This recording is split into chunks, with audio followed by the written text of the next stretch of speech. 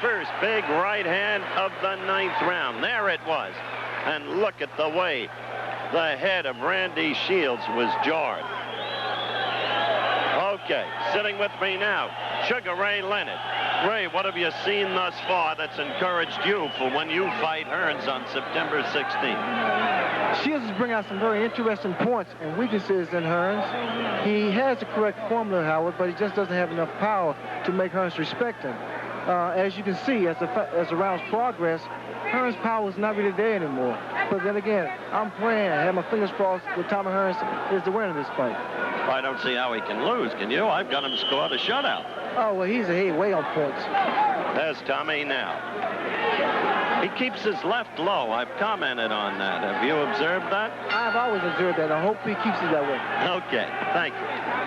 So, some encouraging sights from Sugar Ray Leonard's point of view, but he'll have to prove out against Hearns. A quick left by Randy Shields. We're in the 10th round. Leonard did observe that he feels the punching power of Hearns has diminished with the passage of rounds.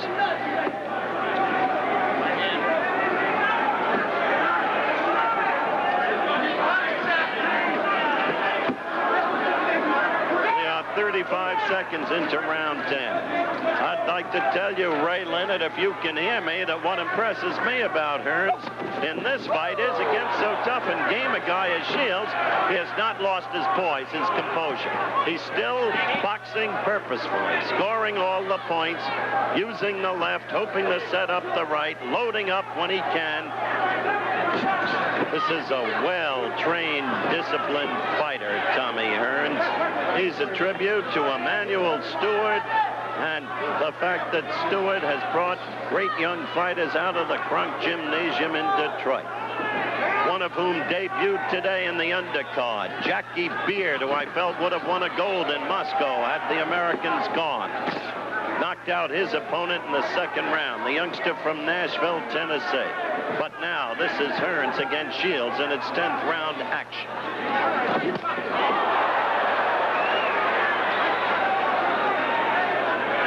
Shields is surprising, isn't he?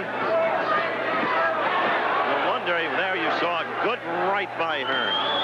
No wonder he went 10 rounds with Sugar Ray, and even beat Sugar Ray as an amateur in '73, when each of them, Shields and Leonard, were just 17.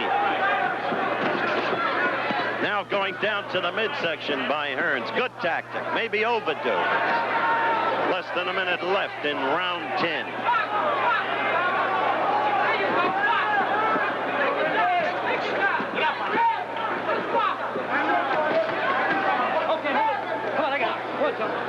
Back it up.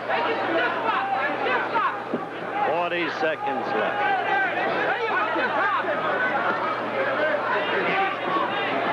Blood streaming down from the left eye now on Randy Shields' face. And blood under the right eye on Randy Shields' face. Let's face it, he is a bloody mess, but he fights on. With 15 seconds left in round 10.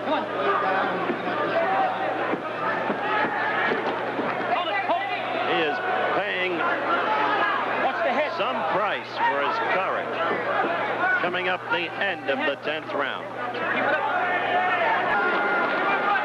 We're back live, ringside, Phoenix, Arizona, round 11 coming up. WBA World Welterweight Championship at stake. And, of course, Tommy Hearns defending, Randy Shields challenging. A good right by Shields. He somehow stays in there. The fight totally dominated by Tommy Hearns, but he has not been able to knock Shields down. What Hearns has done is kept his poise and boxed his fight, piling up the points. But now Shields, in the 11th round, suddenly becomes aggressive, active. It was amazing he stayed on his feet in the 4th round. 2 tremendous rights were scored against him, and he was doubled over at one point, but still he never went down.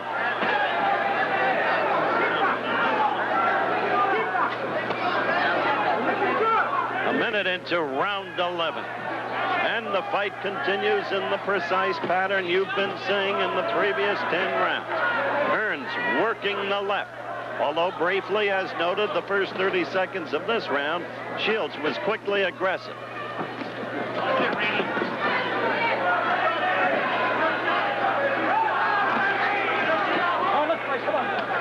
Interesting the way Shields will come up with the occasional right lead. The exact blow popularized in his prime by Ali and used so effectively by our Olympic fighters in Montreal. Of course, you've got to be very quick-handed, very quick in your reflexes, because the right lead has to travel a further distance to reach the opponent than the left, and it gives the opponent the chance to answer back, and often dangerously. As I was describing that, Hearns scored with another blistering right. We have 1 minute 5 seconds left in round 11. A good left by Hearns as Shields was coming into him. But they've done a good job on the blood around Hearns' eyes in the corner between the 10th and 11th rounds. It's only now just begun to reappear. Hearns has to respect Randy Shields.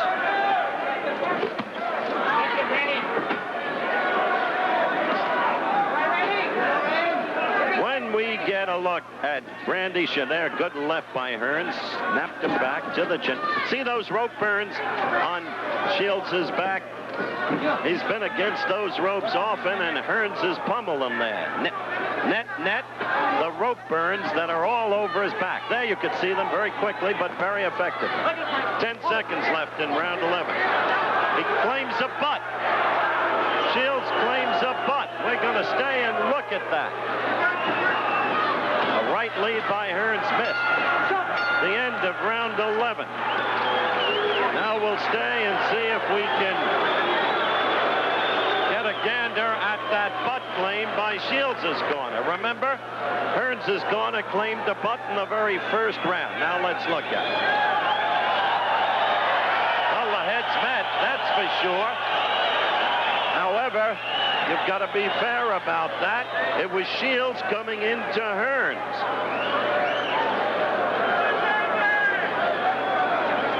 Forget tonight at 8 o'clock Eastern and Pacific, 7 Central, ABC's Wide World of Sports 20th Anniversary Show Special.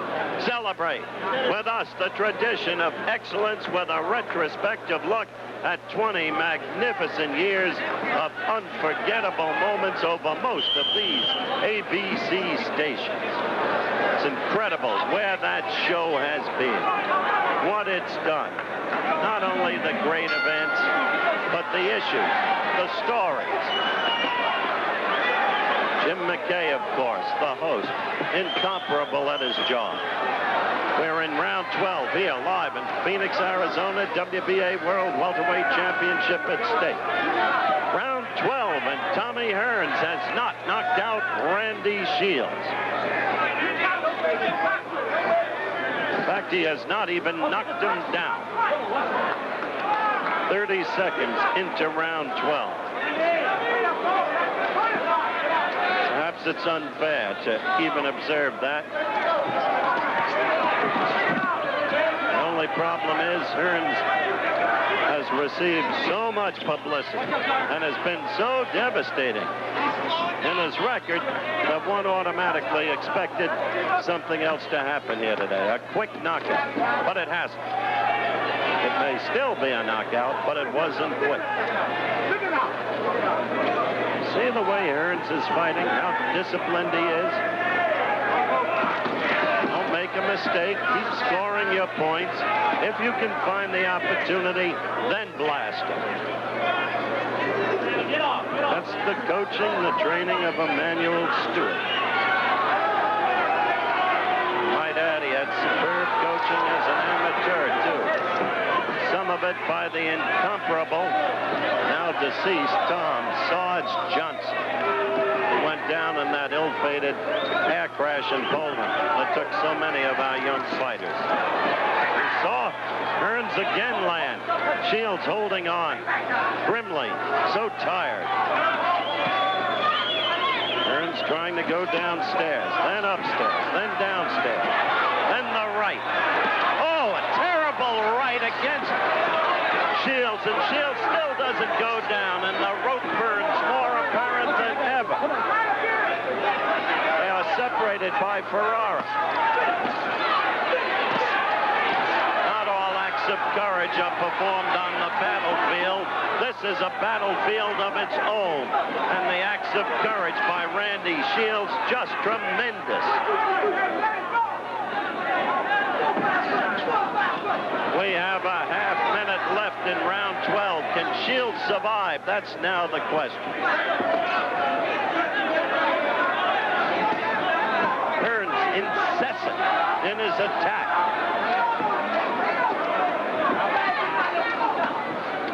15, 14, 13, 12, 11, 10, 9, 8, 7, 6, 5, 4, 3. He survives a round.